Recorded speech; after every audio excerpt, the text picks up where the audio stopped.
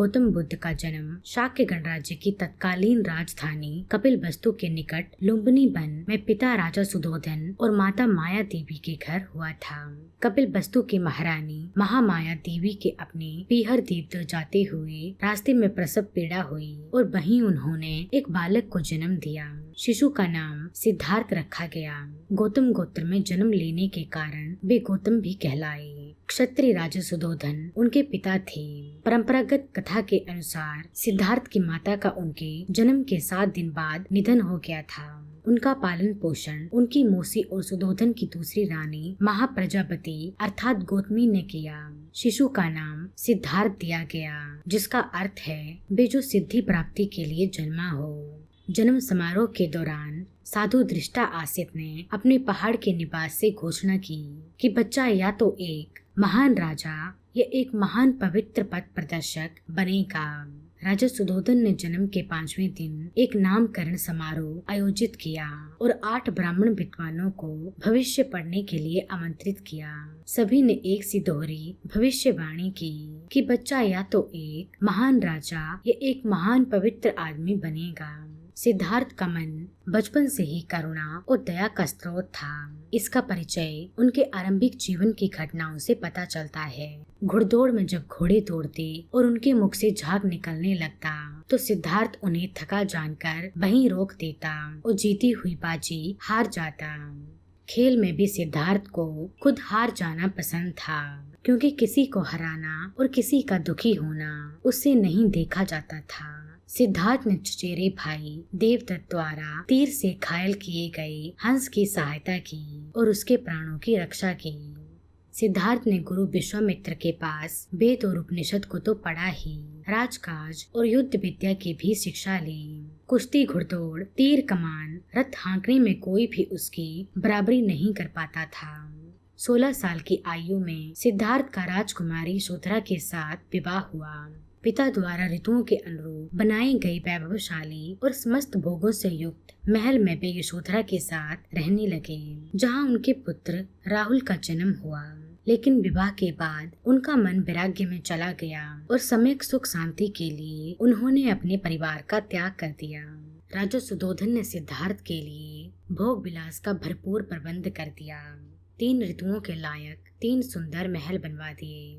वहाँ पर नाच गान और मनोरंजन की सारी सामग्री जुटा दी गई। दास दासी उनकी सेवा में रख दिए गए। पर ये सभी वस्तुएं सिद्धार्थ को संसारिक बंधन में बांधकर नहीं रख सकीं। बसंत ऋतु में एक दिन जब वे भ्रमण पर निकले तो उन्होंने एक वृद्ध को देखा जिसकी कमर झुकी हुई थी। वे लगातार खांसता हुआ लाठी के सहारे चला जा रहा था। दूसरी बार कुमार जब नगर की सैर को निकले तो एक रोगी को कष्ट से कराहते देख उनका मन बेचैन हो उठा। तीसरी बार उन्होंने एक मृतक की अर्थी देखी जिसके पीछे उसके परिजन विलाप करते जा रहे थे। इन दृश्यों ने सिद्धार्थ को बहुत विचलित किया। ये सभी दृश्य देख उनका मन क्षोभ और वितृष्णा से भर उठा। उन्होंने सोचा, धिक्कार है जवानी को जो जीवन को सोख लेती है। धिक्कार है स्वास्थ्य को जो शरीर को नष्ट कर देता है। धिक्कार है जीवन को जो इतनी जल्दी अपना अध्याय पूरा कर लेता है। क्या बुढ़ापा, बीमारी और मृत्यु सदा इसी तरह होती रहेगी? चौथी बार उन्होंने एक सन्यासी को देखा जो संसार के सभी बंधनों से मुक्त भ्रमण कर रहा था। संसार की सारी भावनाओं और कामनाओं से मुक्त प्रसन्न चित्त सन्यासी ने सिद्धार्थ को आकृष्ट किया और उन्होंने सन्यासी बनने का निश्चय कर लिया। सुंदर पत्नी यशोधरा, दुधमुहे राहुल और कपिलवस्तु जैसे राज्य का मोह छोड़कर सिद्धार्थ तपस्या के लिए चल पड़े। वे राजगृह पहुँचे, वहाँ भिक्षा मांगी। सिद्धार्थ घूमते घूमते आलार कलाम और उद्दक रामपुत्र के पास पहुँचे। उनसे योग साधना सीखी, समाधि लगाना सीखा, पर उससे उन्हें संतोष नहीं हुआ। तत्पश्चात वे उरुबेला पहुँचे और वहाँ पर तरह तरह से तपस्या करने लगे। सिद्धार्थ ने पहले तो केवल तिल चावल खाकर तपस्या शुरू की, बाद में कोई भी आहार लेना बंद कर दिया। शरीर सूखकर कांटा हो गया। तपस्या करते हुए 6 साल बीत गए, पर सिद्धार्थ की तपस्या सफल नहीं हुई। एक दिन कुछ स्त्रियां किसी नगर से लौटती हुई वहां से निकली जहां सिद्धार्थ तपस्या कर रहे थे। उनका एक गीत सिद्धार्थ के कान में पड़ा। बीणा के तारों को ढीला मत छोड़ो, ढीला छोड़ देने से उनका सुरीला स्वर नहीं निकलेगा, पर तारों को इतना कसो भी मत कि वे टूट जाएं। बात सिद्धार्थ को जच गई। वे मान गए कि नियमित आहार विहार से ही योग सिद्ध होता है। अति किसी भी बात की अच्छी नहीं होती। किसी भी प्राप्ति के लिए मध्यम मार्ग ही ठीक होता है और इसके लिए कठोर तपस्या करनी पड़ती है। बैसाखी पूर्णिमा के दिन सिद्धार्थ बट वृक्ष के नीचे तपस्या कर रहे थे और उसी गांव की एक स्त्री सुजाता ने एक पुत्र को जन्म दिया, क्योंकि उसने बेटे के लिए बट वृक्ष की मन्नत मांगी थी। मन्नत पूरी होने पर वे स्त्री सोने के थाल में गाय के दूध की खीर भरकर बट वृक्ष के पास जा पहुंची, जहां सिद्धार्थ तपस्या कर रहे थे।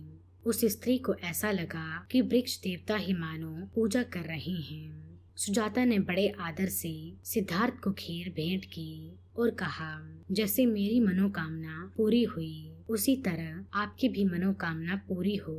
इतना कहकर सुजाता वहां से चली गई और उसी रात तपस्या करते हुए सिद्धार्थ की साधना सफल हो गई। उस समय सिद्धार्थ को सच्चे ज्ञान का बोध हुआ था। तभी से सिद्धार्थ बुद्ध कहलाए। जिस पीपल पेड़ के नीचे सिद्धार्थ को बोध हुआ, वर्तमान में वे स्थान बोधि वृक्ष कहलाया और गया का समीप पड़ती वे स्थान बोध गया के नाम से जाना गया। वे 80 वर्ष की उम्र तक अपने धर्म का प्रचार उस समय की सीधी सरल लोक भाषा पाली में करते रहे। उनके सीधे सरल धर्म की लोकप्रियता तेजी से बढ़ने लगी। 4 सप्ताह तक बोधि वृक्ष के नीचे रहकर धर्म के स्वरूप का चिंतन करने के बाद बुद्ध धर्म का उपदेश करने निकल पड़े।